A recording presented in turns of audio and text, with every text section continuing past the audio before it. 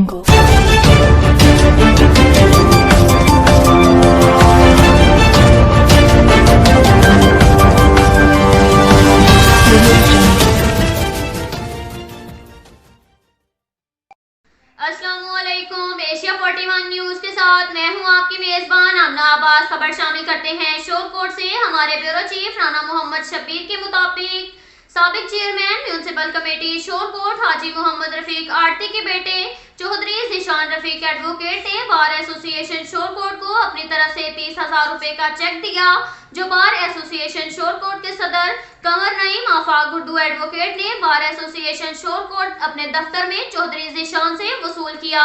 ये रकम bar council में पंखे लगवाने की मद में दी गई है। चेक देने पर बार एसोसिएशन के अहदेदारान और मेंबरान ने चौधरी ज़ीशान रफीक का शुक्रिया अदा किया। अब तक के लिए इतना ही काफी है। मिलते हैं अगले बुलेटिन में, हमारे साथ रहिए।